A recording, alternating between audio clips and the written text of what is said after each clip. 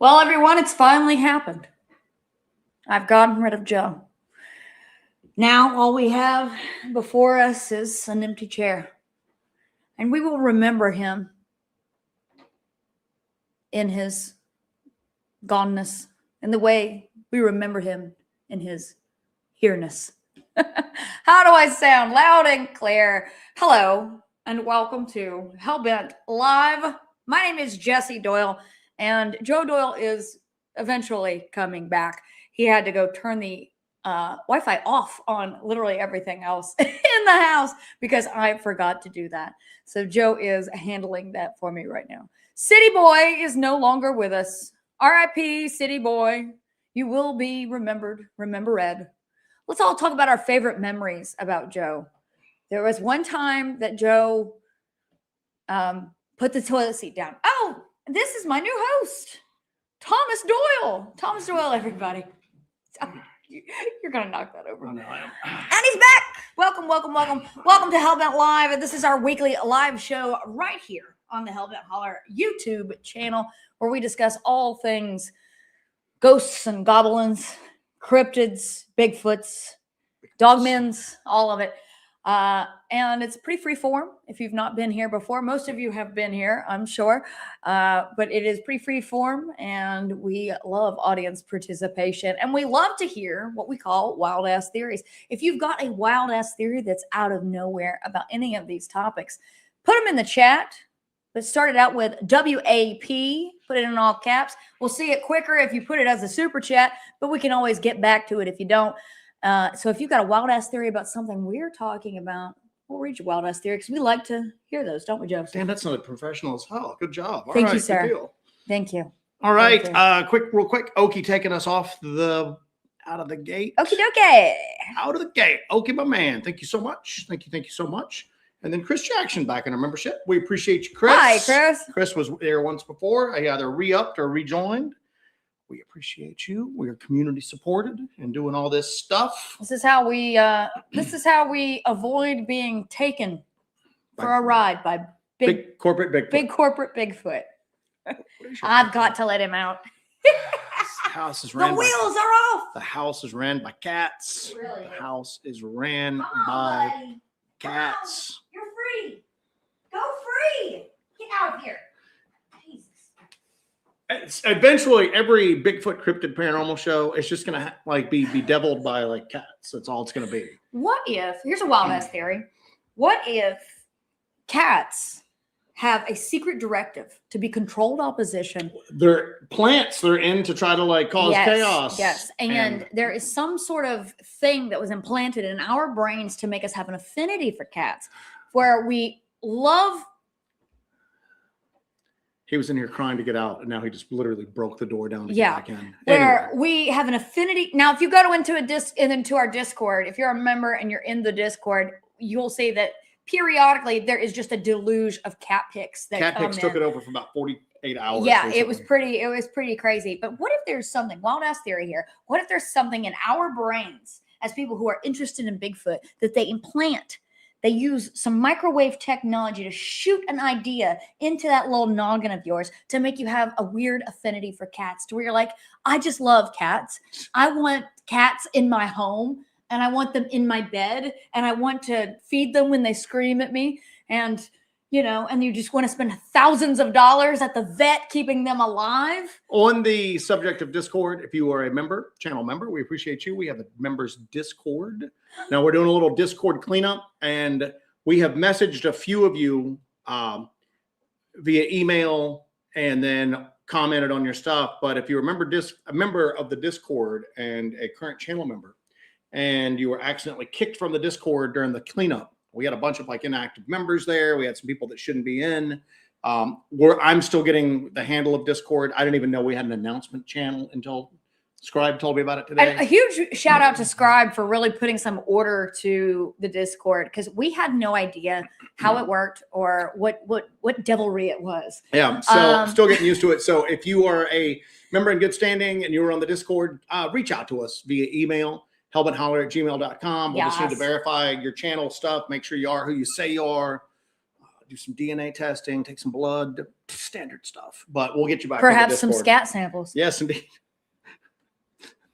And we'll get you back in the Discord pretty quick. So I'm just waiting for somebody who's not familiar with all of our inside jokes and all this stuff to be like, this girl's into poop, isn't she? The Discord's pretty jamming nowadays, though. Discord is okay. I will wake up at like 3 a.m. sometimes and just roll over, and I will have been on Discord before I went to sleep, and I'll just open my phone and I'll be like, there's like 32 people in Discord right now, just like talking about the most inane stuff. So last night, our boy MK Ultra did a ruckus of a marathon of a live stream where he was doing a Bigfoot stakeout.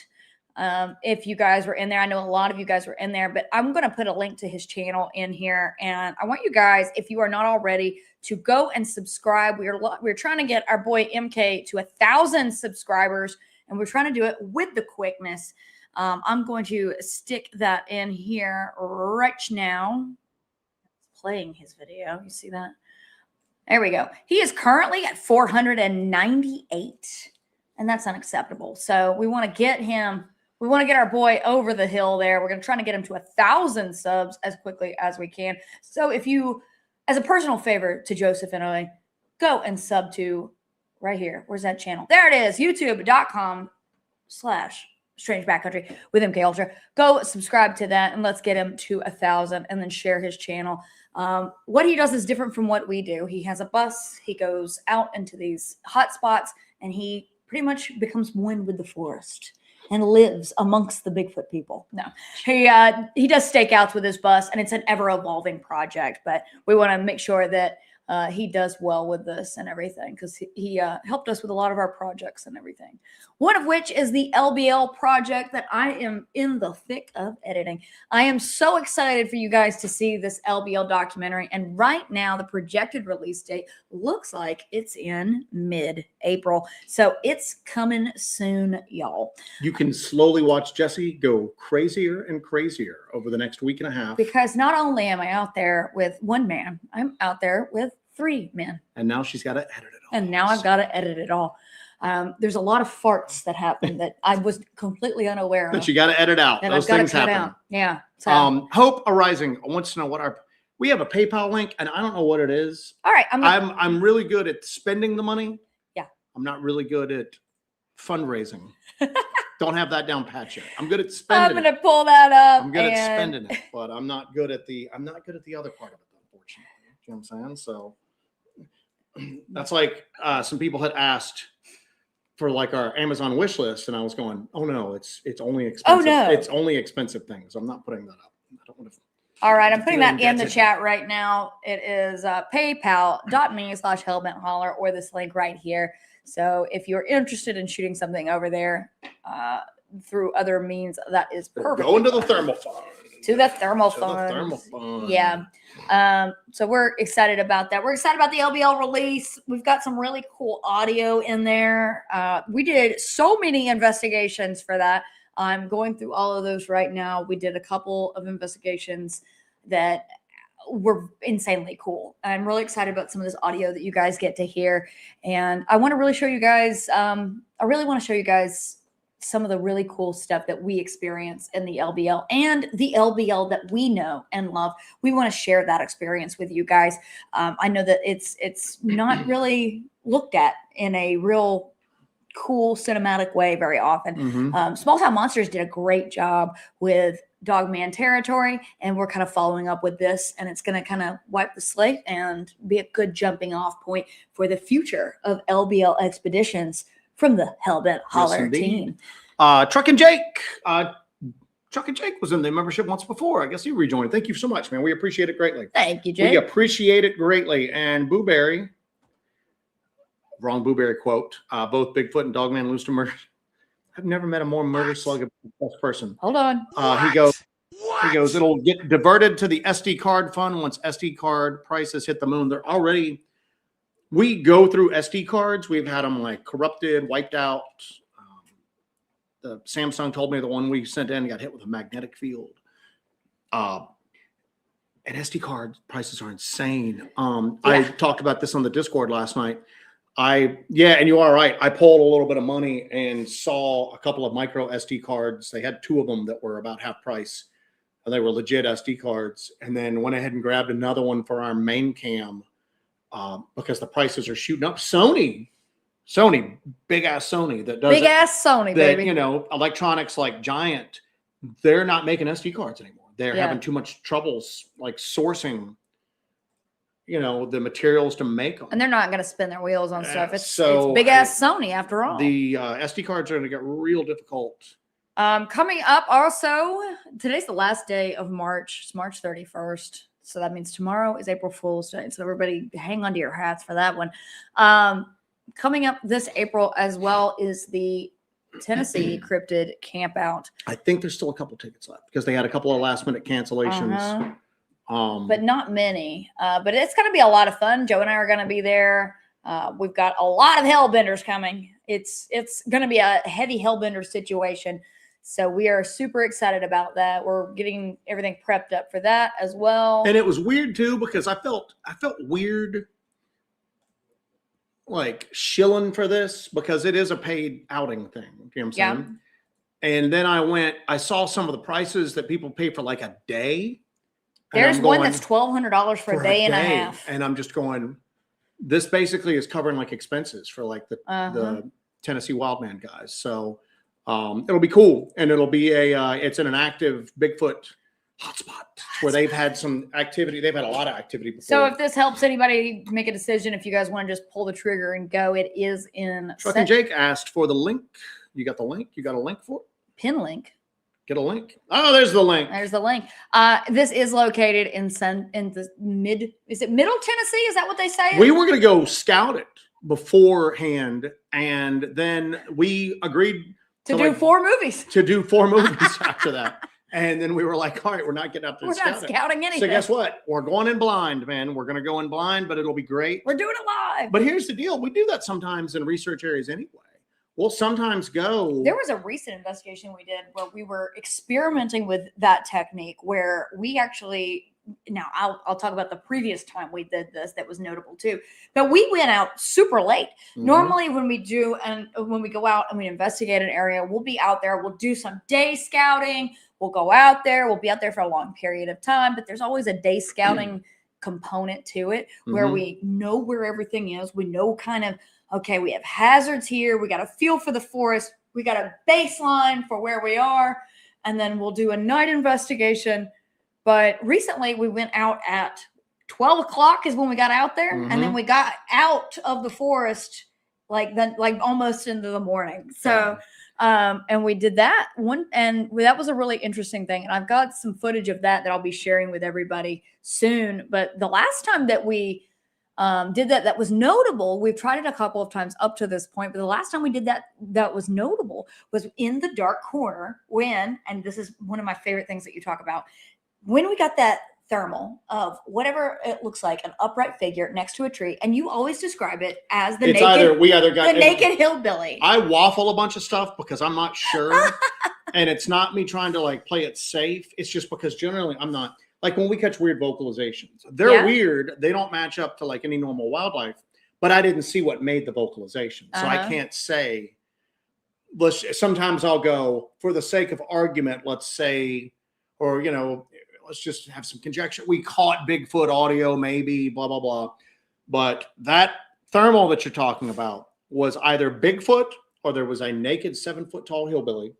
With no flashlight. The 7-foot tall watching us naked from a briar patch, and then turned around and left without making a sound, no light, and then just went off. And we went to follow. We turned on our white lights. We were just using a thermal on it.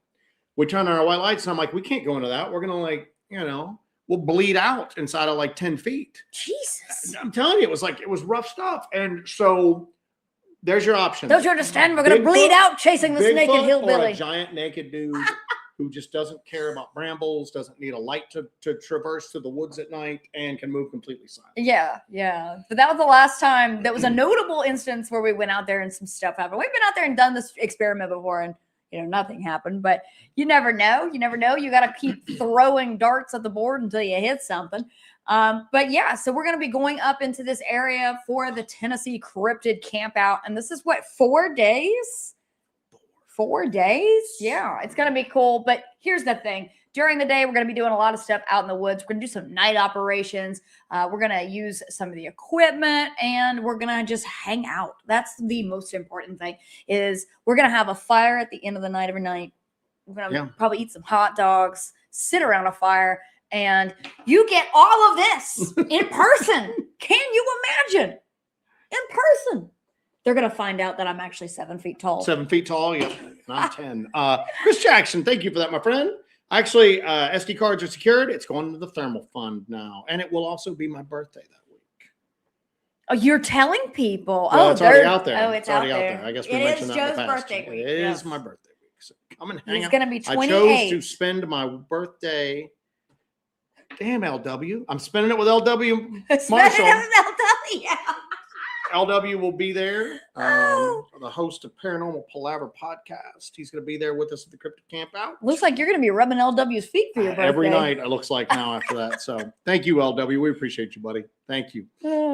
But, you know, you were talking about the LBL and going through the LBL footage. And I know you talked a little bit about this on your Monday show, but we're going through we were there for what, 9 days? 10 days, something like that. Yeah, something like that. Short of just shy of 2 I'd have to look at a calendar. But I know that by day 7 or 8, we were all just looking at each other with such. We were just over each burning. other. MK didn't talk to us for like a month after. Steve still not talking to us. You and I are barely not talking. No, it went really well. We had a great bunch of people out there, but one of the things we're looking at is like the audio that we caught and how, you know, Bigfoot and Dogman are both reported in the LBL. Obviously that 82 massacre story is like the big sexy thing. So that's what people most, you know, the beast of LBL. And that takes place. One thing I want to kind of mention, and I know you're going to go into this, is this old trope that was kind of repeated forever. Let's back up a hair. There's some things I want to do. I want to kind of shatter some of these weird preconceived notions about the LBL and these things that have just been accepted as fact for years and years and years. Let's kind of establish some facts with what we're doing. And that's what part of this documentary is establish a baseline, and then we can jump from there. Now, one of these things that was kind of a trope that you always heard about the LBL is, yes, there's Bigfoot there. Yes, there's Dogman there, but that there's Bigfoot in the south and Dogman in the north. That was something that was repeated over and over again. Now, the alleged massacre site is on the north end near the North Welcome Center. And go on, Joe. I just want to throw that in there. And that was one of the big things, is there was this delineation mark. Well, then, you know, you start really kind of getting into the reports down there, and they're spread all over the place. Dogman report here, Dogman report on the north and in the south, Bigfoot here, Bigfoot there. You've actually got Bigfoot people, like Bigfoot researchers who research the LBL, who don't think that Dogman exists. And if it does exist, it's not in the LBL, because they're out there looking and all they're finding is like Bigfoot stuff.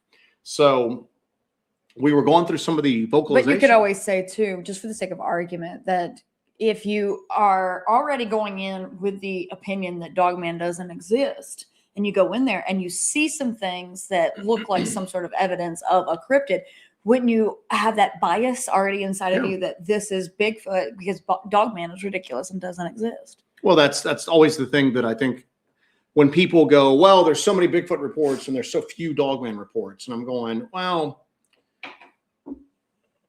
there's more places to report this large hairy creature chased me out of the woods.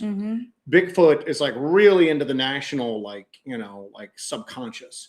Although Dogman's starting to like really kind of pick up, it's starting to become more well-known, but most people, if something like that happens, they're going to default to Bigfoot. And if they report it to anybody involved in this, they're going to interpret that report as a Bigfoot. I mean, you pretty much just got a few small local groups and then Jody Cook and, you know, the NADP, you know, they're out taking reports, man. They've got the best national like database on this stuff. And it's weird too, because the NADP is like kicked into like high gear. They've really had sort of a change of a lot of people involved in it. And that's how everything is, by the way. There's always a changeover of some things, but the group that they've got going on right now is pretty awesome. Really cool, folks. Do you know who else is awesome? Curtis Whitaker. Curtis don't hurt us. You heard her, Curtis. You heard her, Curtis. Let him hurt you again. Do it. Grab your chest. There we go. Grab your chest. Grab your chest. There we go. Thank you, Curtis. We appreciate you, my man. Thank you so much. I hope you guys are doing well out there. You made me laugh like a seagull. The seagull laugh. But we're friends with Marcus that does the Region 5, like the American South and all that. He's taking like Dogman reports like constantly. Yeah. So there are mechanisms now, and I think as more people take the topic seriously, and if they see something that looks like a big werewolf, they might be aware of the fact that this Dogman thing exists, and then they report it as such.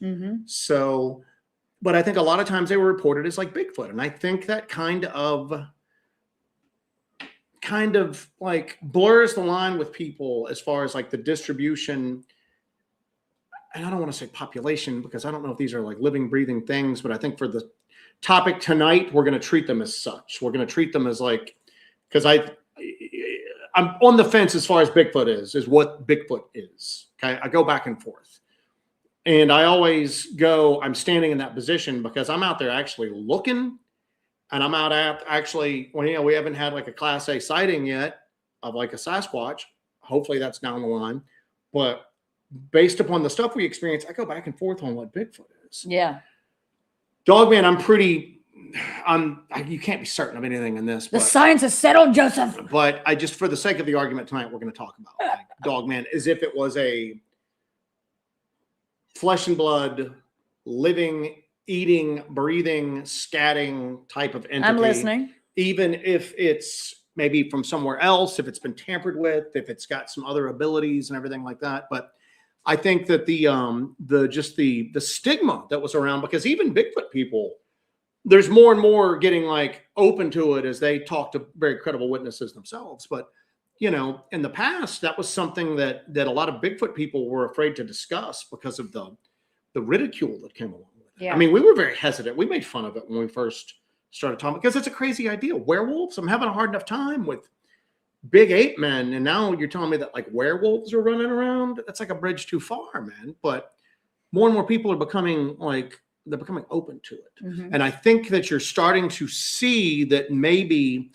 the Dogman phenomenon was a lot more widespread than what we knew at the time or what that we've ever really realized. And that's just because I think a lot of like weak Class A sightings for Bigfoot, you saw it, but it was kind of in the distance. And, I think some of those may have been Dogman. And then I think some of the Class B encounters have been Dogman. Yeah. And some of the ones like we got at the Grove, we had several bow hunters report to us that they were chased out of hunting by a large, dark, hairy figure. And some of them referred to it as a Bigfoot, but when you question them, they really couldn't give you any features as far as like it was just tall, dark, hairy, aggressive, very fast. And then a couple of them were just like, I don't know what it was, but it wasn't a Bigfoot. Yeah. So we gonna kind of go through here, down here, nothing. Anyway, Okie going, your thermal on the LBL was a Dogman. I don't know, man. I go back and I'll tell you this. I'm almost less certain of what it was now than I was. I don't know, because I just look at it and I go,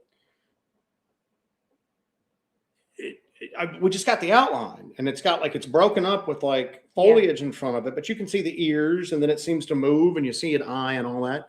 That's alive. I don't know what it was. I just don't know what it was. The ears, the very pronounced ears, are consistent with Dogman reports. But I don't know what it was. I don't know. I wish we never saw it. We never saw it. And then every time we go back out to the LBL and I don't get another one of those thermal images like that, I keep going, what did we see? Yeah. Or are they smart to me now? Now do they know what a thermal imager is? And they're more elusive when you get up close to them at this point. I don't know. Or is there even Dogman in the LBL? Is there like other stuff there? I don't know. The audio we caught on this last one that you'll see in this documentary is I was pulling up your Dogman thermal from the LBL. I've not looked at that in a hot minute here. yeah. I mean, you can see it's well, warmer I've than not put it up yet, so you have to. But it just give me a second. It's just one of these topics where I think if you really look into it, and even people that I know that I trust and I respect that have had like class A encounters, and I believe them, you know what I'm saying? Even they will they'll be so certain about what they saw and what this is and the nature of it and everything like that. And then over time, they kind of change too, because maybe something else happens that they experience, or they maybe hear some other encounters that they find trustworthy. Mm-hmm. And it's just very difficult to nail down what these things are. But the thing is that like a lot of people, we're not the only ones this has happened to. It's happened to Linda Godfrey. It's happened to Aaron Deese, Small Town Monsters, or the Texas Dogman Triangle. He approached, Aaron's a perfect example.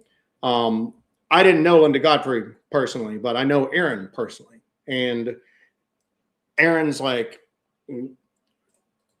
so smart, it's scary. And he's a very honest guy. And he got into this and he thought the Dogman phenomenon was basically coyotes and coy dogs that were evolving to stand on their hind legs. And it looked so weird. It was having a visceral like effect on people. And much like this super chat from Miranda is having on me right now. Oh, happy birthday, Joe. You two have dinner on us. Thank you. you. I appreciate you, Miranda. Thank you. Joe's birthday only comes once a year. We're going to be eaten by fire, but when we get back from this camp out, the LBL doc will be done. We got to jump into the next one. We got 2 more to shoot.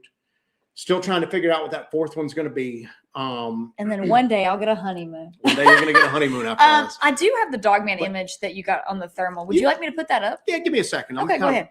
Finish up with this. Rolling. And I back up on this. I get ready to say things like, well, Dogman and Bigfoot this. And we approach this whole thing as like photojournalists. Some people hate that. But for us, the whole idea, and you can go, well, they don't come out when you carry cameras or electronics or anything like that. And I'm going, so does that mean anybody who's ever like attacked or has a sighting, they didn't have a flashlight with them, so they'll allow this electronics, but they won't allow that? I don't know. I'm standing by the fact that I think it's possible to get really good footage of these things. Otherwise, we would just stop doing this. Right. So for us, unless we film it, bring it back and present it to the world, for us, it doesn't really exist. Okay. People are always just like, why don't you guys like talk more about Panther Town? Because we weren't filming then. It's before we started filming. So for us, it's real for us, but we don't present it to the world and expect it to be taken seriously because there's no accompanying like footage at this point. And I was on the phone with Joe today too, because I'm editing through some of this stuff. And during some of the filming of this, we missed some things. And I was like, we've got to, and we're always learning when we're out there. It's always a learning process while we're doing field investigations, because we're figuring out how to combine this photojournalism thing and capturing all this stuff and having real evidence of this stuff, along with field investigation techniques, staying alive out there, keeping our wits about us. And it's a lot of plates to juggle. But that's the thing is if we don't get the audio sample or we don't get the correct footage, why did, it might as well have not even done it. It's another story that you're frustrated telling. But if your goal is to do this, you've got to prioritize. We've got to get these audio samples. And especially because right now it seems like, and I think Timothy Renner said something about this at one point in time. It's almost like the phenomenon, whatever it may be, Bigfoot or Dogman. It's almost if it's okay with you recording the audio, but not recording video. So you're prioritizing, I need to get these audio samples because the audio we've gotten over the past few years has been phenomenal. Starting with Morris Mountain. We're getting totally sidetracked here from what I was saying, but I want to address one thing. As I don't know if there's like a permissive quality to it where it's allowing you to do anything. I just think that these things are really good at staying out of your line of sight, especially where we're at. Hills, valleys, foliage, creeks, everything like that. And obviously video is line of sight. Yeah. And then I'm trying to like argue with you or anything like that. Go ahead. Mad at me. I just want to. No, I'm not. I'm sorry. I did interrupt you. I'm sorry. I interrupted you. But I just think that the audio, because it's not line of sight, is easier to get. I don't know if it's like, I won't let these people see me, but I'll let them hear me. maybe that's going on. I know there's a trickster element to a lot of this stuff, but it just seems like maybe we've gotten better at getting audio, and that's why we're getting audio now. Right. Now all we got to do is get better and better at getting video, and we'll get that. So screw them. They don't need to give us permission. We're going to get it whether they want us to or not. So thank you, Yard Haunt. Thank you there, Dead End Yard Haunt. Desert. So I wonder if Dead End Yard Hunt, if this is like his preparation time of the year right now before Halloween gets up. I think it's always preparation time.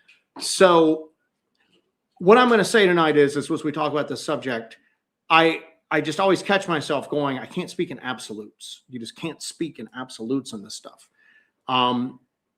Is a Bigfoot sighting actually a dogman? Did somebody have a dogman sighting and it was actually Bigfoot? You know, weird features. Maybe they just, in the moment, their mind associated it with a werewolf because they've seen a lot of werewolf horror movies, you know. And I use dogman and werewolf interchangeably. Every time I do that, somebody's there to correct me that werewolves are shapeshifters. Yeah, in the movies they are. I understand that, you know, and yeah, in some of the folklore they are. But if the end result is a big wolf man, so we're going to use werewolf, dogman, and even wolfman. When that chick reported, Wolfman was Lon Chaney, you fool. Remember when that lady for the video we put out during Halloween, she was talking about a wolfman, and we were both going, I don't ever hear anybody refer to this as a wolfman. How crazy would it have been if we went out there and it was like a Lon Chaney? It was a ghost. It was the ghost of Lon Chaney. It was the ghost. We were actually ghost hunting Lon Chaney out there. So, but as we discuss this tonight, I guess, you know, for the sake of argument, we're going to speak in like absolutes. Like this is what might be going on. I'm not going to constantly just I'm not going to qualify everything constantly. We're going to go off on some wild ass theories. We're going to definitely go off on some wild ass theories. And we're just, you know what? Keep an open mind and let's have some thought experiments. So bring up an image of a brown hyena real quick. Sure. And you know what's weird? Anything you need, Joe. You know what's weird? And have the dogman, I can't say dogman. Well, I thought you weren't having caveats. I'm not gonna have caveats, but put that image up for me. Yeah. That's actually, I know what a brown hyena looks like because they pretty much look like werewolves, but for some reason, hyenas really creep me out. They really creep me out. You know what I'm saying? Mm-hmm. I remember seeing like photos of Jesus. You'd think I know what I'm doing. Child soldiers in Africa that had like leashed hyenas on these things. And it was just the horrifying thing I'd ever seen. It was crazy. It was nuts. Hyenas really freaked me out. So, but I gotcha. You got it? Throw that bad boy up there. Boom. It's a brown hyena. Look at the ears on that. Yeah. Throw up that thermal we got in the LBO. Can I do them both at the same time? No, I don't know. can't. Can you? That's the thermal we got at the LBO. There you go. You can go back to the brown hyena.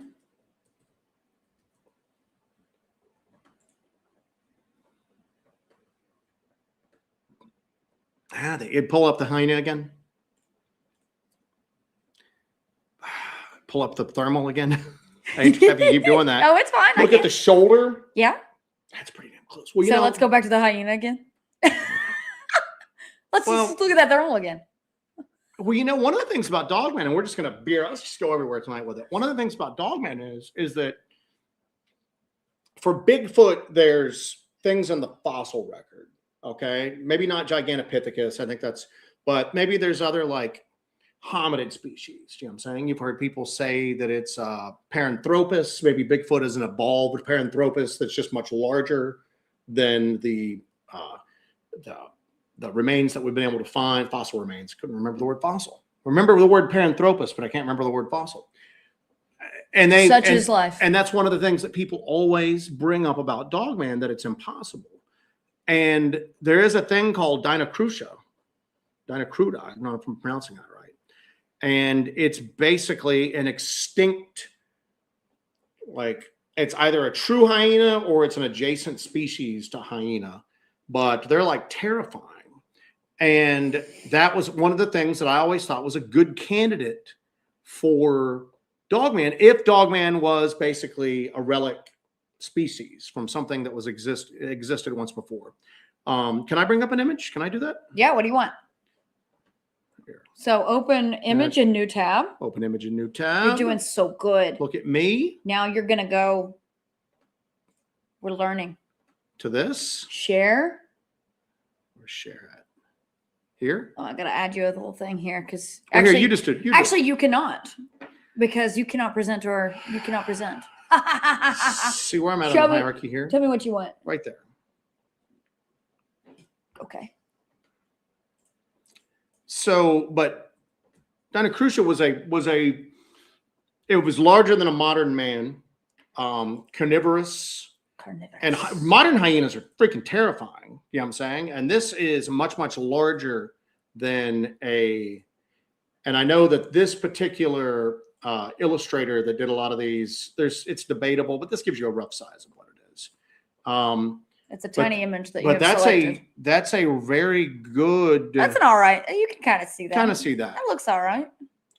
But the brown hyena thing. That thing is huge. Oh no, it's huge. And Huge. then but the brown hyena thing, that's got me thinking. Now, obviously, hyenas.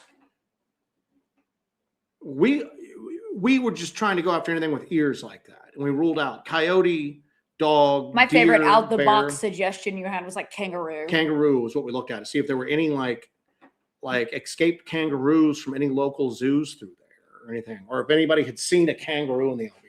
Excuse me, sir. Has there been an errant kangaroo in this been area? lost in this area, but that's a really good point. When you look at the shoulder and everything like that, it doesn't have that rough, but the head's kind of up a little bit. Maybe that's weird, man. That's very weird. Now there's the Beast of Seven Shoots that you're familiar with, right? Canada, the photo that was taken, and it's yeah, we're gonna pull that up right now. It's holding what looks like a small dead dog in its arm. It has very hyena. Dogman baby? Well, no, it looks like a hyena creature. Uh-huh. And it appears to have a dead animal. Some people say, put that one up right there. The one with the outlining? Yeah. Yeah, sure. Carry on. But it got it. All right. But it's like a hyena type creature. And I find hyenas much more frightening than I do canines for some reason. Hyenas just look like they're from like the depths of hell. The crazy snout, they just got that. It's just a very weird type of thing. Everyone wants to know in that thermal, you can make out an eye on the second one because when I was watching it. This is the Beast of Seven Shoots. And it's got kind of a hyena type snout to it. But the thing that we saw in the LBL, I didn't know when I was looking at it first. Of course, this is a breakdown of it's a person with a camera, not a beast. There's definitely not a person with a camera. See if you can get another Isn't one. that there. crazy? Yeah, that's not. Isn't that a banana? I don't know what that is, but that's not a person with a camera. Yeah, here's a really nice clear one. You keep But going. when I took those thermal images, we had just gotten this so we went to the LBL. We didn't expect anything. We were making fun of it all the way up to the time we went. We were cracking jokes about it because the idea of Dogman was pretty ridiculous to us at that point. We just wanted to go somewhere because we weren't doing a lot of hiking in the middle of summer because it was so freaking hot. And we used the excuse of going to the LBL to get into thermal imaging. And we got our Pulsar XQ38. And it was like a huge investment for us. We kind of like let the trip be kind of an excuse to get it because we really wanted it. And we were worried it wasn't going to show up in time. We were already making arrangements for somebody to come get it if it was like left on our porch after we left. There's your big old Beast of Seven Shoots. And it's got a hyena type look to it. It looks like an upright hyena. So I think it has a bit of a baboon kind of head to it, though. I will say. Yeah, it might be more baboonish. I've always thought like brown hyena, but and it maybe looks like a baboonish it's carrying kind of. something there, but it looks like it's got a hand here.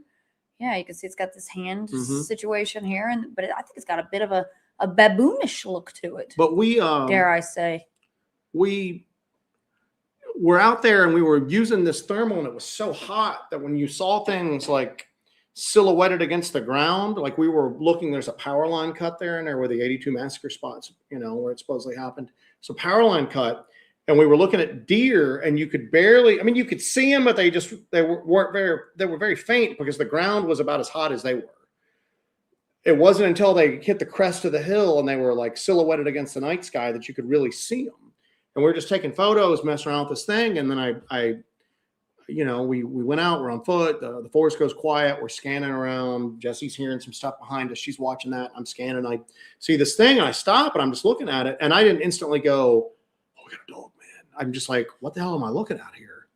That didn't scream like canine to me, And I'm looking at it, and I think I've said this before. I'm looking at it, and it almost looked like a giant bat, which is like weird.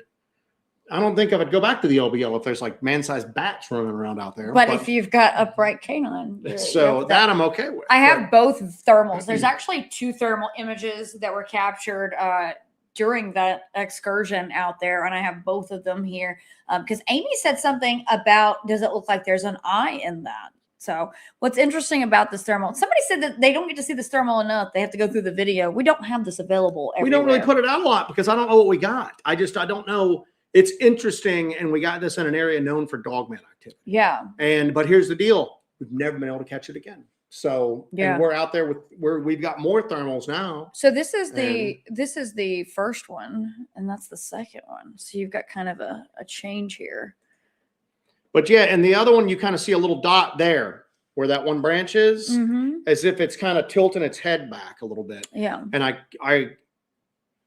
so I took a couple photos of it, and then I had a flashlight hanging from I've told this story before. I try to and I do this all the time, man. I'll have a flashlight dangling from a lanyard because we're always like using stuff. And I'm kind of steadying it with it because, if you don't have it steady, there's a lot of like shake on the screen you're looking through. It's hard to tell what you're looking at. And I go to like flip my flashlight up to my hand to catch it, and I fumble it.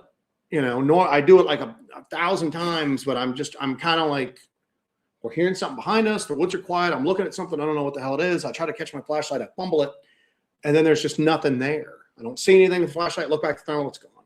And I'm just like, what the hell just happened? And keep in mind, I'm looking at a tiny little screen right in front of my eyeball, And Jesse's like, what's going on? I'm like, I don't know. I saw something. I think we need to move out of here and get to an area where we got more visibility around us. And we went to like charge equipment and get the ticks off of us and everything like that. And we checked that out on a computer screen, like a laptop. And I'm like, what the hell am I looking at? And we started sending it to people that we know that do predator hunting. And they're just going, I don't know what that is. Like our one buddy was just like, well, it's not a coyote. It's not a feral hog. It's not a deer. It's not a bear. And he went, those ears, it looks like that black cat on the battery, like Ever Ready batteries and have that black cat with the really pointed ears. So,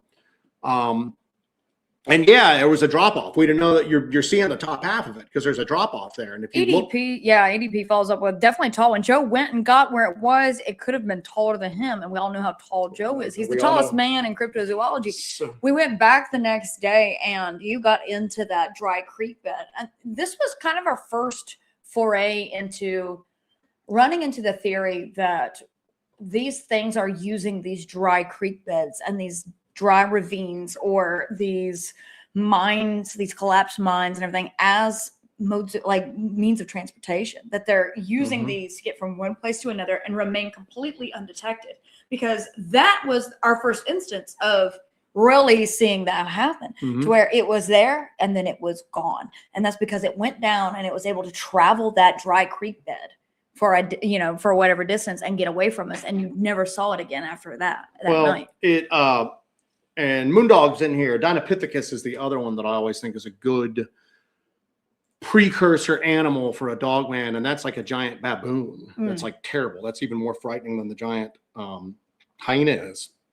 But it's, and then we took Small Town Monsters there as well. And Aaron Dees and I got it there. And I'm looking at it. And I'm going, we didn't realize at the time, but we're looking at something that was in here. It was kind of leaning against the edge of this gully watching us. And then I guess it realized we could see it. Or I could see it, and it dropped down and either scurried off or it was still dropped down there when we left out, And keep in mind, like we'd been doing this for a while, but we didn't really think there was a dogman, we were this was kind of a joke for us.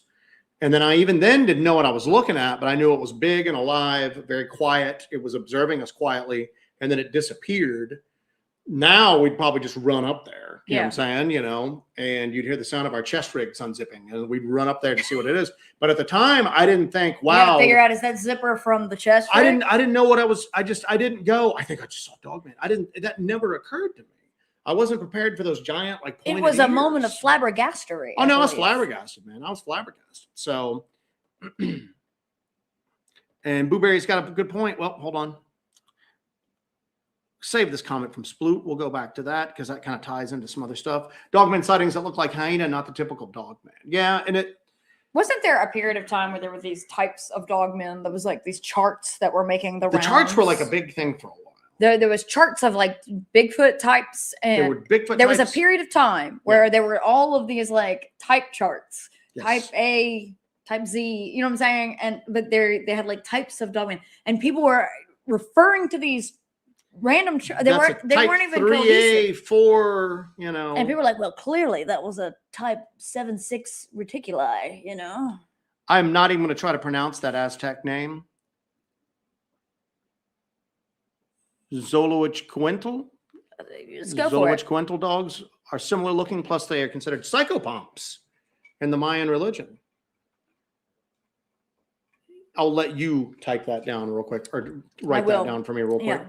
Well, that's the thing, is that dogmen are often associated with graveyards. They're often associated with liminal zones and everything like that. But if we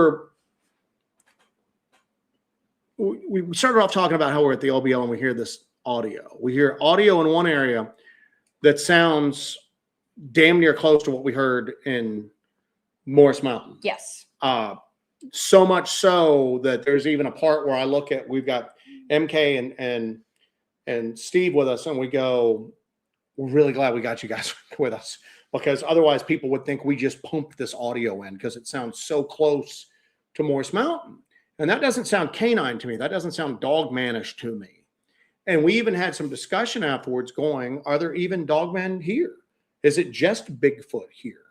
And the lore of dogman is just taking its hold. People are having Bigfoot encounters, and they're interpreting them as dogman, blah, blah, blah. And then in another area that we were investigating, we got a lead on to go to. We heard, how many good ones did we get? 4? Yeah, well, yeah, probably about 4. I'm in the process of seeing what I can get out of these. Crazy.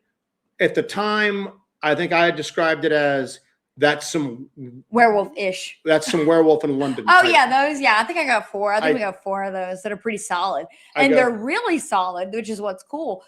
There's some solid, crazy werewolf roars, and I even go, that's some werewolf in London. And what's really cool too is it seems like, and this kind of gets to, I know we haven't really addressed directly the topic of the show here. Maybe we have, because we are talking about Bigfoot and well, that's Dogman what I'm in the working same towards area. right now. Is that so? Then I'm going. I went, and I don't know if you'll put this in the doc or not, but I go, you know what? I constantly second guess that thermal we got. And then I said, but after hearing that, I'm more likely to say, yes, there's dogman here. There's dogman here, because that did not sound Bigfoot-ish to me. That sounded like a movie quality werewolf roar. And where we got those audio samples is adjacent to the area where the massacre site is, which is kind of interesting. It's where we think it might be as well. Yeah. For whatever you need to put this towards, thank you so much, Dragon. We appreciate you. Thank you, Guardian Dragon. But my thing is that I'm just going, well, man, if you've got Bigfoot here and you've got Dogman here, the LBL is big, 170,000 acres, but it's a peninsula. It's hemmed in by water on 3 sides. There's people and buildings and businesses to the south end. There's bridges going across, but I doubt these things are taking bridges on foot. Maybe they swim or whatever, but I'm going, if you look at the amount of sightings that are taking place in the LBL, and you do have to take it with a grain of salt, because the LBL is a hot topic nowadays. Yeah. And people get, you get like buck fever when you're hunting. People get like Bigfoot and Dogman fever, start seeing it everywhere. But still, there's a ton of reports from that area. And as big as it is in the grand scheme of things, it ain't that big. Mm-hmm. And I'm just going, you've got 2 apex predators. Now, obviously, you would consider Bigfoot being more Bigfoot would have to be an omnivore, I think, because it would have to be as widespread as the reports are. It would have to have a very diet, a very omnivorous diet, more akin to a bear than very much so. And people always go, well, you know, Bigfoot sightings are just misidentified black bear sightings. And I'm going, I don't know, man. I've seen a lot of black bear, and I've never really mistaken one for a Bigfoot. A black bear is pretty obviously a black bear, but maybe they're seen in the same areas because their diet is so similar. But generally, when you get into the fact, and this is where I'm going to with it, is that I don't see how two flesh and blood apex predators like that, because even though Bigfoot is an omnivore, it's still predatory. We've heard multiple stories of it chasing down deer, chasing down hogs, possibly predating on people when the opportunity arises. And so if you've got two species like that in the LBL, and they're just flesh and blood, they're here all the time. They're here on planet Earth all the time. They live, they breathe, they have litters of pups, groups of young Bigfoot. They grow old, they die. It's a baby dog man. It's a baby dog man. But if that's happening, how the hell is it happening in the LBL? You know, because when you get like interspecies competition like that, okay, even if Dogman is carnivorous, which you would assume it would be, you know, form usually follows function like that. It's built like a predator. It's probably a predator. Okay. That's what they say about me. Built like a predator. But when you get like two different species and they're competing for a lot of the same resources, you know, you get this thing that's called, it's called a competitive exclusion principle. I've mentioned that on the show before, Gauss's law. Sorry, I know you're saying something important while I'm popping a can. That's all right. It's competitive exclusion principle, and it basically just says that complete competitors cannot coexist. Yes. Complete competitors cannot coexist. If you are basically competing in the same niche with me, we can't coexist, and they would have to coexist in the LBL. Would that explain what happened between Homo sapiens and Neanderthal? Well, that was more of a don't sidetrack me on that. Okay, I'm sorry. Intrusive thoughts. Yeah, don't sidetrack me. I'm sorry. Go. But when that happens, one of them always proves superior. Okay, unless the other one can adapt. But when that happens, and then the other one either adapts to a different niche, moves out, or dies off. And you know, you're looking at the LBL, and I'm going, well, yeah, there's a bunch of water. Maybe they could swim, but there haven't really been reports of groups of Bigfoot swimming up to the far shore and then taking off on foot. And I'm just going, so this doesn't make sense, because this isn't how, we don't know whether Bigfoot or Dogman exist officially. You know, science, popularly accepted science, hasn't officially recognized them, and they think the idea is stupid. And one of those reasons is stuff like this, is that wildlife biologists know how wildlife biologies, do you know what I'm saying? You know, they know how they exist, and that would be one of them. As you would look at it and you would go, two species like that had so much overlap, they've got to need a lot of calories. They would need a certain amount of space in order to support even like relatively low numbers at that point. But that's usually what you see, is that one dies off, gets pushed out, or is forced to adapt into a different niche where there's not a very strong competitor. And the Bigfoot stories and the Dogman stories continue to come out of the LBL. So that doesn't seem to be the case, you know? And then you've got another thing too that usually happens, is that when you have overlapping predators like that, okay, in the same area, you know, you have this thing called interguild predation. All right. Have you ever heard of interguild predation before? I have not. It's when you have two competitors competing for the same food source, and one is a superior predator, and it begins to then also prey upon the other predator. Okay. So wolves and coyotes are a perfect example of that. Wolves and coyotes eat the same animals, but then wolves will in turn also eat The coyotes. All right. Now, not only do they have an additional source of calories, but they've also wiped out some of their competition for the other food as well. Yeah. Now, usually when That's happens, what we call the double do dipperoo. the double dipperoo. But usually when that happens, it's actually good for the prey animals. Do you know what I'm saying? Yeah. And that made me think a little bit, because I'm going, well, maybe that's what's happened in like recent years out there. That's why you're not really hearing about attacks as that much. Did the more aggressive but less physically capable one, the Dogman, kind of get predated upon by the Bigfoot? But you never really hear stories about that. You know what I'm saying? It seems like if there was that sort of, you hear Dogman versus Bigfoot fight stuff, but a lot of time it's very sensational. Yeah. You know? All right, I got some stuff. So now one of the other things too, when I was kind of brushing up on my stuff, is there was something too. We were talking about, and we can come back to this. I know that you're on a roll. Talking about kind of what the scenario in which we were in the LBL, we heard coyotes around us, and we heard this werewolf, like just perfect movie quality werewolf howl multiple times, and it had like different tonalities and different kind of patterns to each one that happened, because I pulled out all of them. The scenario in which this was happening was pretty interesting too, because there was something going on in the LBL at that time that we had never seen before or experienced before that was very fascinating. There was a huge squirrel hunting event going on, where there were groups of guys killing thousands of squirrels. They had to have killed squirrel butchery. Yes. So wouldn't that have taken down maybe some of the food supplies? So wouldn't that have put a little more pressure on both of these predators in an area that perhaps a major food source like that is now being hunted pretty intensely? Because I didn't know that there was this serious level of squirrel hunting. Well, you would have to look at, are they eating squirrels? That would be a fairly small.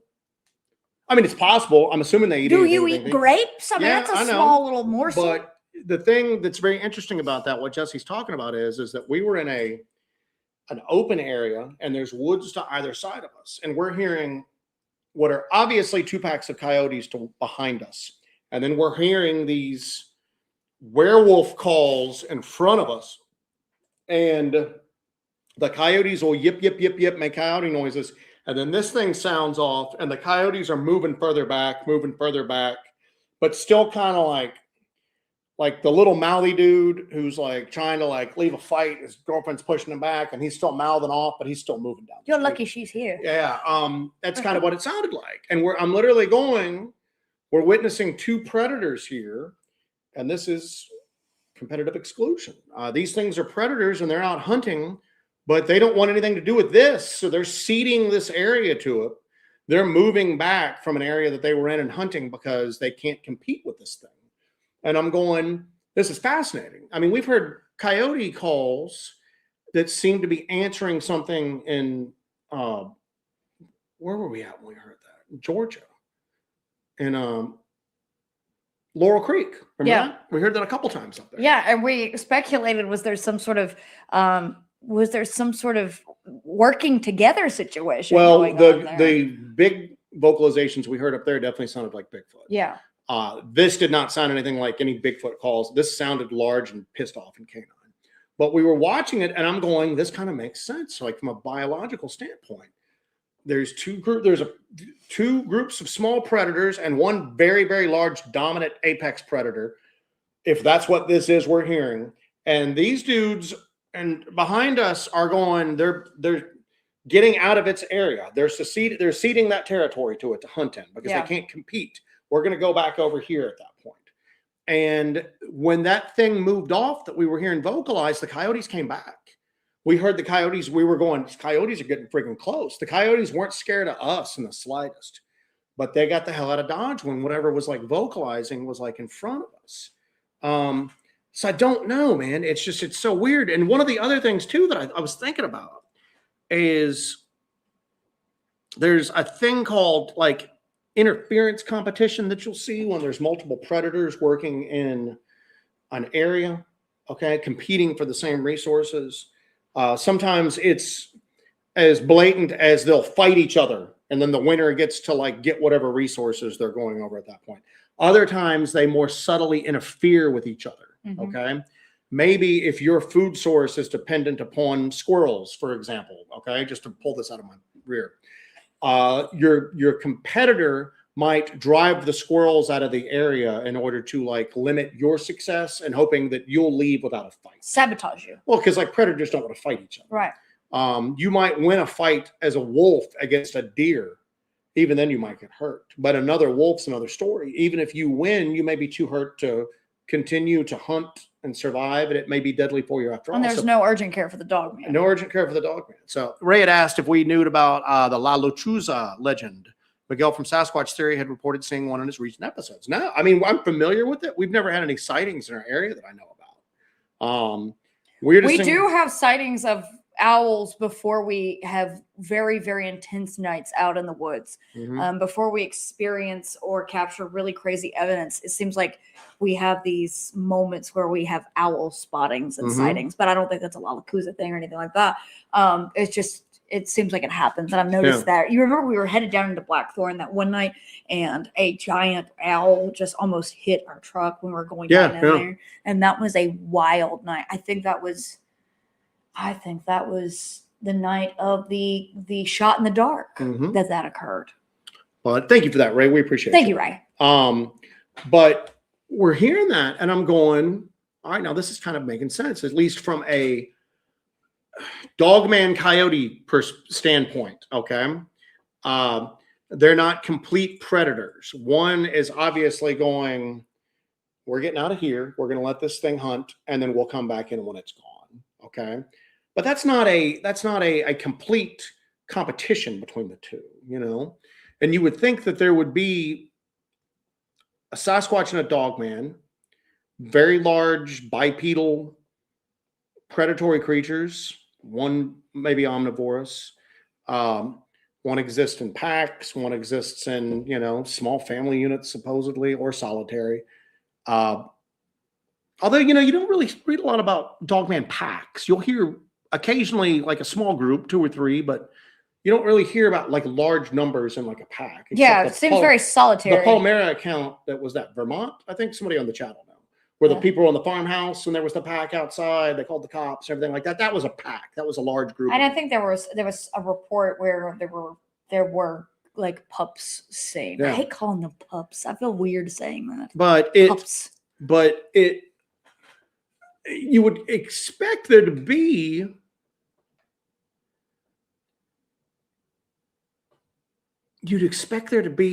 conflict. You would expect there to be some sort of like friction between the two species. Even if, you know, and Booberry says I'm working on my PhD in Bigfoot and Dogman dynamics. So there's another thing you find out when there's like competing animals in a particular ecosystem, and it's resource partitioning. And it's basically where one of them doesn't allow itself to basically be driven to extinction. It has the ability to change its habits, to utilize different resources. Okay. Maybe Bigfoot has the ability to be omnivorous. Yeah. Dogman's completely carnivorous. And maybe Bigfoot goes, okay, I'm going to back away and I'm not going to hunt for meat as much. I'll exist more on a fruit and vegetables diet. To me, that would leave major marks on the land. You would really see that evidence of something that big subsisting only on, you know, vegetation. Now, one of the other things you see too with like resource partition is that sometimes the resources are numerous enough that they can basically partition them in a temporal manner. One will hunt during the day, one will hunt at night. Yeah. Or one will hunt here, one will hunt there. But even then, if they're in close proximity, you get pushed into friction for it. And I wondered about that. I wondered if in recent years, if you really crunched the numbers, if you would see that more and more Bigfoot sightings were happening during the daytime. If maybe Bigfoot that usually operates nocturnally was being forced more into operating during daylight hours. A shift in behavior. Yeah, because they would have to, because of the pressures pushed on them by a more effective predator at that point, you know, because you would just have to, I don't know. And then again, so much of this is speculative. Maybe one Bigfoot could just like wrap a dogman around its like fingers. You know what I'm saying? Yeah. You know, maybe physically there's no competition to it at all. You know, maybe what you're seeing is you're seeing Dogman. What is the one thing that Dogman's often seen eating? Roadkill. Roadkill, yeah. Maybe Dogman's been forced into more of almost a scavenging type role, and Bigfoot has become the dominant predator there. And Dogman is just basically there's not been a lot of existing on the edges. So. There's not been a lot of reports of like a Bigfoot eating roadkill. I've heard a couple. But it's now if you really want to go into some weird stuff, and this is gonna set them all off, is Bigfoot or the descendants of the Nephilim and Dogman and demons. Anyway, but maybe that's the case. Maybe Dogman has been forced into more of like a peripheral type existence, and they're just subsisting off of roadkill. You do get stories of Bigfoot scavenging through garbage cans, but that's like for cheese rinds. Forgot about the cheese rinds joke, but they are. That's pretty much nationwide at this point. That's not just in the LBL. Mm-hmm. There are some reports of Dogman eating roadkill in the LBL. We saw something that night in the LBL, that big smear of blood. Did you put that in the documentary? I don't remember if I included that in anything. We saw a mass of blood and just some viscera in the middle of the road.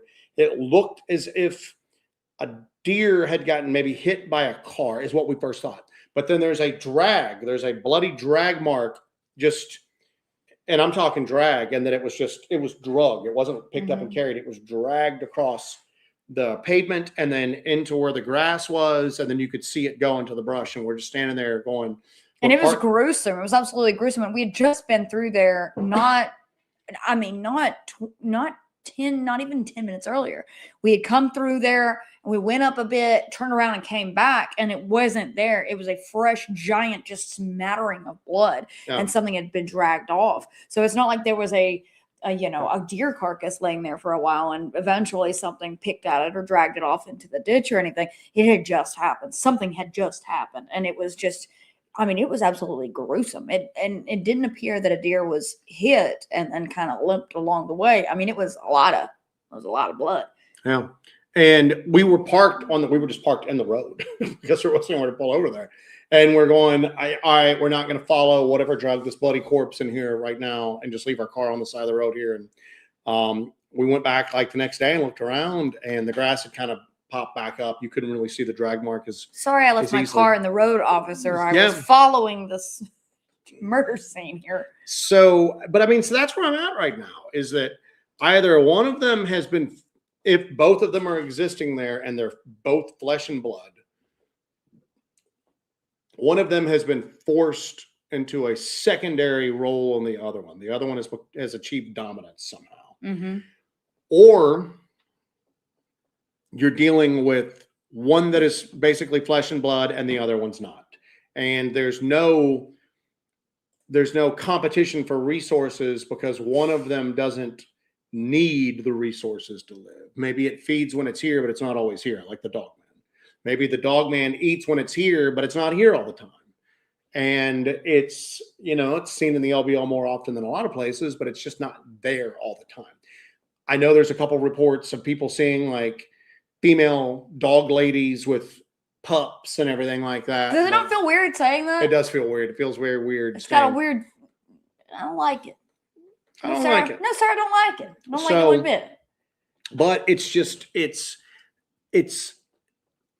and I'd be honest with you, that's what I'm kind of leaning towards right now. I'm leaning towards we don't see evidence of any competition or friction because they're operating on two different planes, for lack of a better word. But it seems like they have, different motivations, different means of survival. Maybe one of them eats for pleasure and not for sustenance. The Dogman. That's you and I. Yeah, that's us. That's us. We have a knife check request from our one and only Miranda. Peru. I'm carrying my Monster Blade. Cold Steel 5 Max. That is. Who got you that? You got me this. My God, somebody got you that. Did you get this for me for Christmas or my birthday last year? I think that was a Christmas. That was a Christmas. Nope, that was a birthday. That was a birthday. That was a birthday present.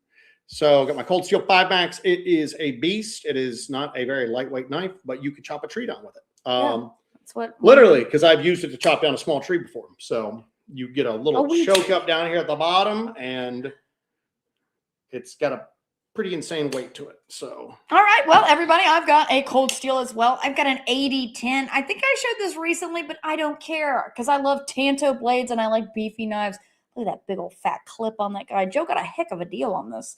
I don't know if that was were they clearancing them out or was it clearancing them out? Yeah, so. It's a nice boy right there. It's got really nice G10 on that. But I am a sucker for a tanto. I gotta tell you, and this is a huge, thick, beastie weasty knife there. But you know what? It still fits in my little baby hand. Talking about that thermal, it's not a stump because it would have been there and it wouldn't have moved between the two things. And there are plenty of like foliage around there and it's not that hot. I don't know what it is, but it moved. And I have one marked from Rick there where he was asking if we had a thermal of the area like where it's not there. And I wish we did, but we got video of it, then it's not there. We were not good at this. We were not good at this at that time.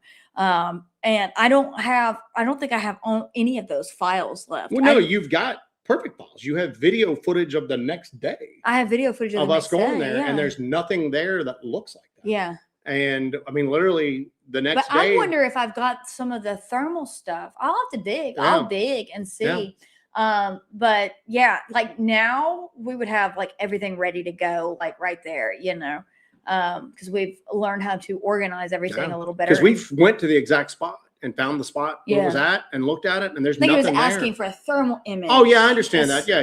What I'm trying to tell you. All right. Good night, Lady Wolf. Good night, Lady Wolf. So, see what else we got here. I've got some stuff. So yes, I'm just interested to see what you guys think. Because all of this babble tonight makes me to this point.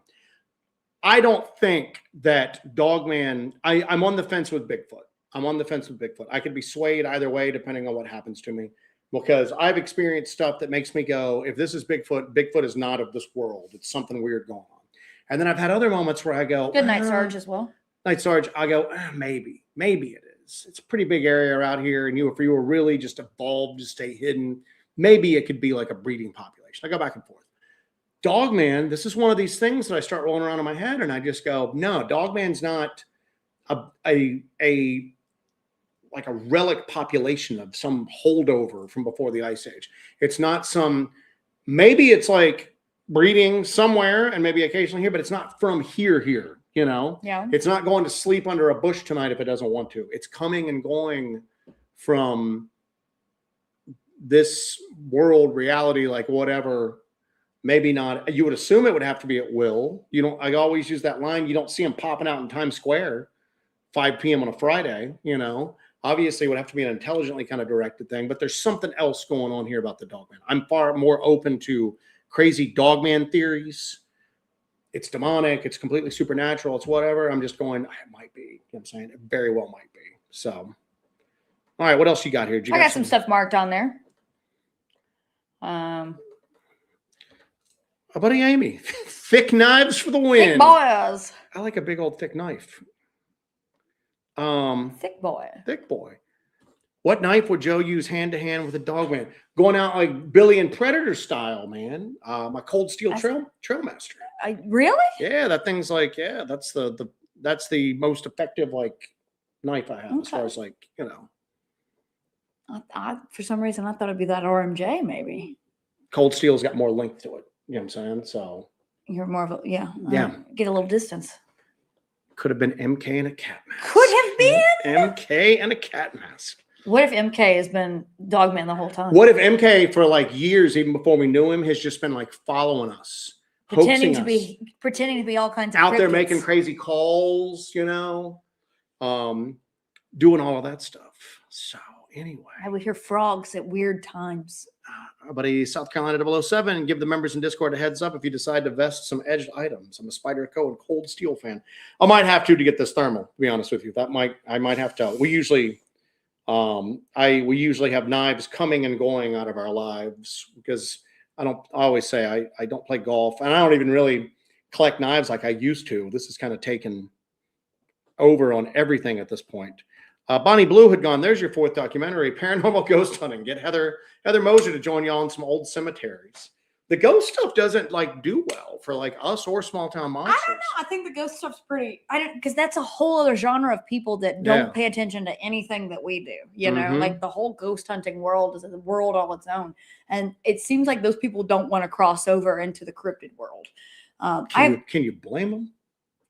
Do you know what I'm saying? I mean, I'm sorry, but if that group of people is throwing stones, they're throwing them from a glass house. So let's not be too judgy on cryptid people, okay? Oh, Jesus, what did I just do here? I don't know what I just did here. All right, here we go. And then our buddy JD Smooth says he thinks it's a gugwe. Well, speaking of gugwe, you know, I have a new t-shirt in the shop. If you guys are interested in a gugwe shirt. What a good time for some blatant self-promotion here.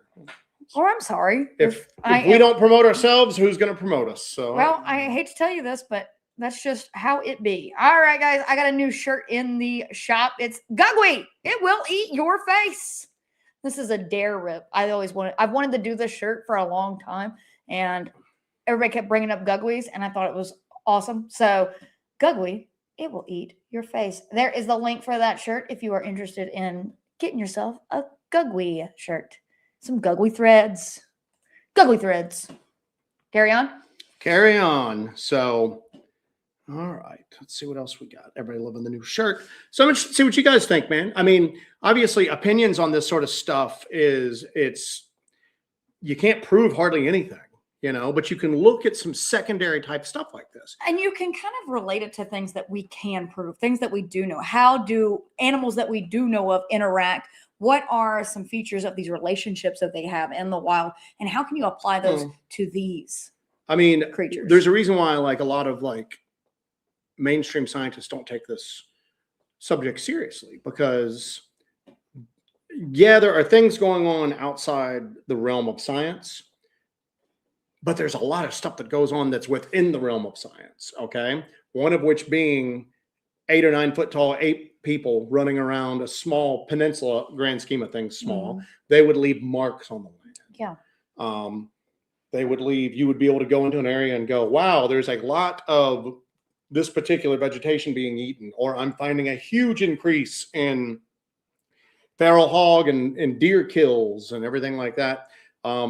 So that's what makes me think that maybe, just maybe, the Dogman, they might eat for pleasure. Yeah. They might just, maybe you are getting into some like real metaphysical type stuff. You always hear that about like when spirits or even demons come to this plane of existence, they want to experience like the pleasures of the flesh because they can't experience those where they come from.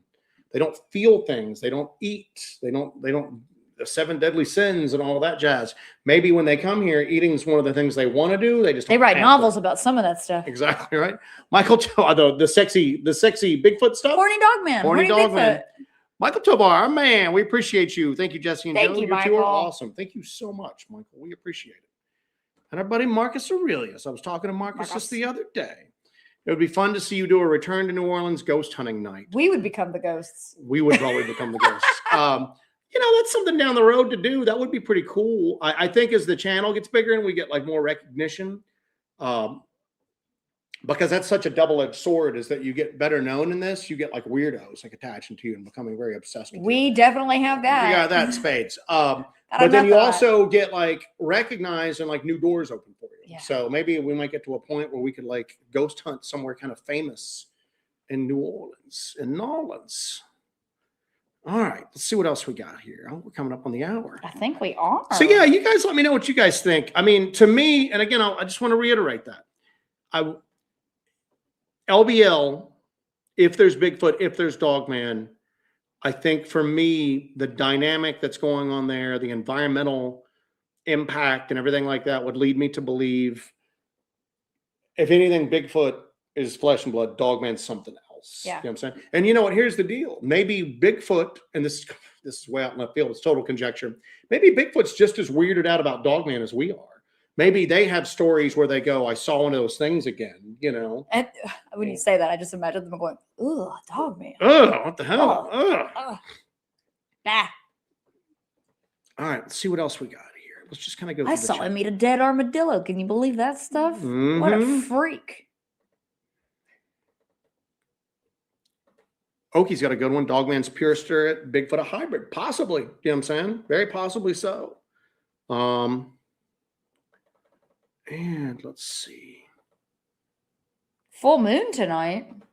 Michael Tovar, how that dogman exists is my question. Government experiments that got out, spiritual or shape-shifting entity are not from this world. There's so many I possibilities. always go to this, that I could see it being, if you look at black dog phenomenon in Western Europe, which follows a lot of the same patterns, and they share the canine aspect, appearance with dogmen. But a lot of the stuff seen around cemeteries, liminal areas, a lot of times they just want to scare as opposed to physically attack. And those were considered demonic or spiritual. Some of them are psychopomps, like was mentioned earlier in the chat. Entities that are there to bring someone over from the realm of the living to the realm of the dead. And I think that's a very real possibility. And I always go back to this, and that just like we're all pretty sure at this point that the government is trying to reverse engineer like alien craft or non-human intelligence vehicles, trying to reverse engineer them for their own use. I could see where maybe they would try to, if they were able to get a specimen like that, try to do something with it. But then I always look at it like this. I don't think they'd be breeding these things for super soldiers. Do you know what I'm saying?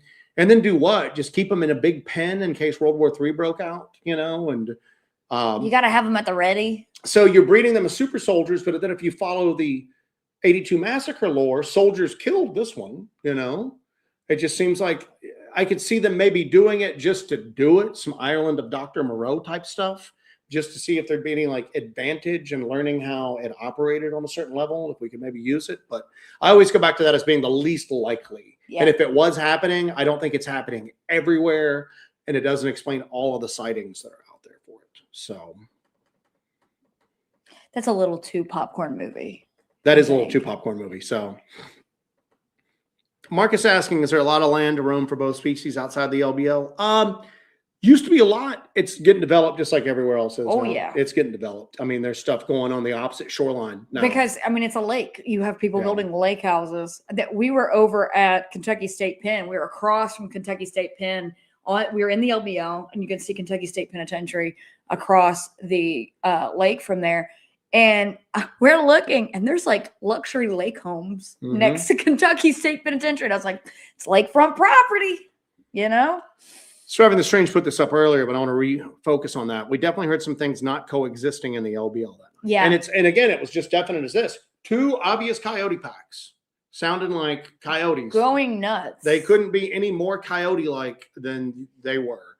And then something with just a set of lungs that just, again, I just went, that's some American Werewolf in London type stuff.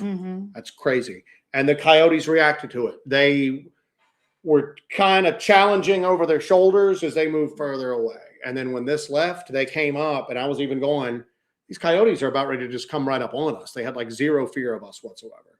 They were definitely rushing into the area once this thing vacated. Yeah. So you were definitely seeing something. It's quite an interesting series of events, and it's going to all be in the documentary. You guys are going to be able to check that out and see all that happen. I'm excited for this to come out. There's a lot of really cool stuff in there. We go on some pretty interesting, detective missions, and we also have a lot of field investigations, and you're going to get to see the LBL like you've never seen it before, because everything is going to be on the ground LBL footage. It's stuff that we shot while we were out in the LBL for that 8 or 9 days. I don't think I'm going to have anything that's not stuff we shot for the whole thing, because I shot so much footage. So you're going to get to see the LBL like you've never seen it before, and all these locations and all these sites that we investigate, we've discussed before, and kind of go on a little fact-finding mission with us and some field investigations. Robin goes, Cryptid Romance appears to have a strong following on Kindle. Jesse's always talked about the fact we went into that. Where was that used bookstore at? Oh, that was where is the Buc-ee's?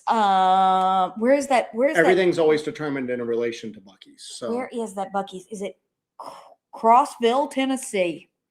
And we went in, and Jesse goes, hey, do you have like a cryptid and paranormal section? Because I like to go to used bookstores wherever we're kind of passing through. I like to go to used bookstores because you never know what you're going to find in there. You always want to look in the occult section and the paranormal section and see what's in these used bookstores.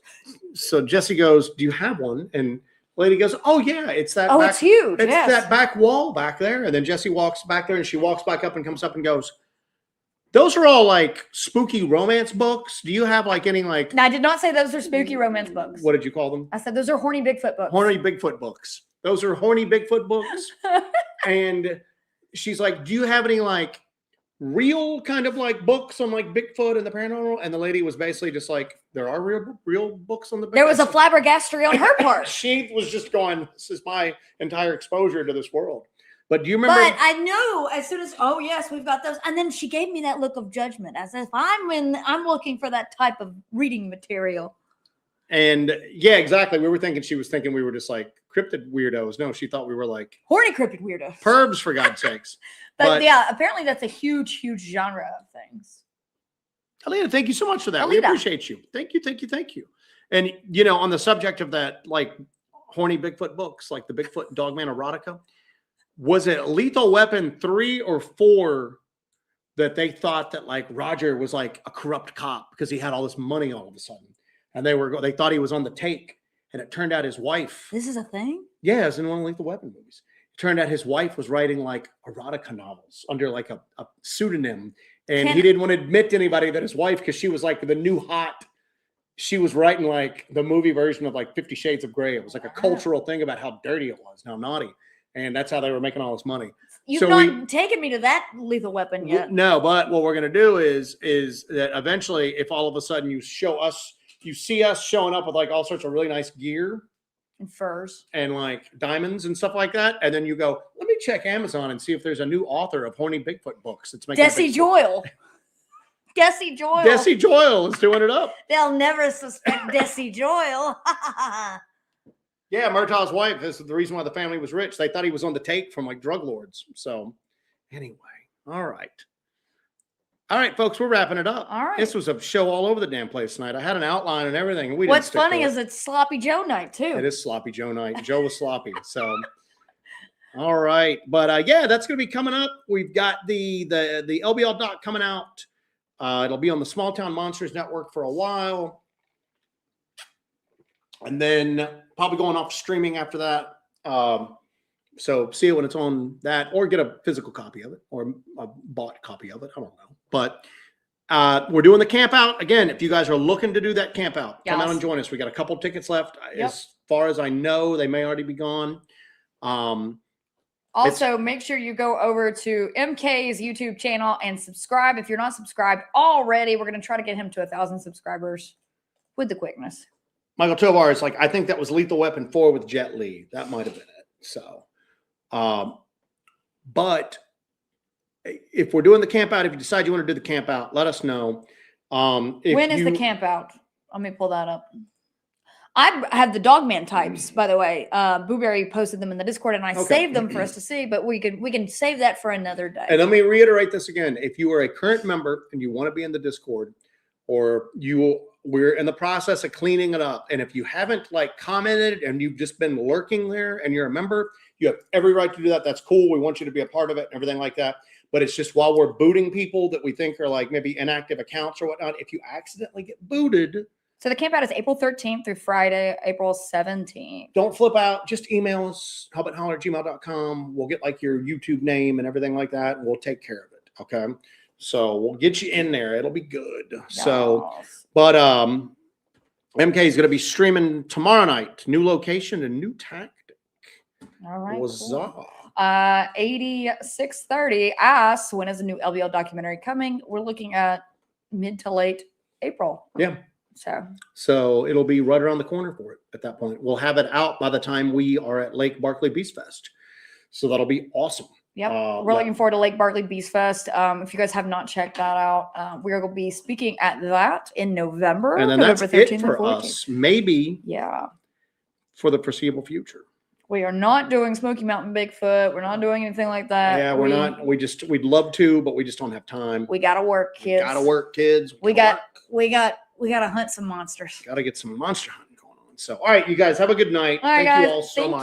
Thank you for the nice super chat tonight. Thank you so much. Gets us closer to the thermal. We appreciate you greatly. Yes, of course. Thank you, guys. We appreciate you. Hope you guys have a great week. I don't have any words of wisdom for anybody. I got nothing. I got nothing. All right, we're going to go eat our dinner and call it a night. I'm going to get back into the editing cave. Thank you guys for joining us tonight for Hellbent Live. As always, take care of yourselves and take care of each other. Good night, Hellbender.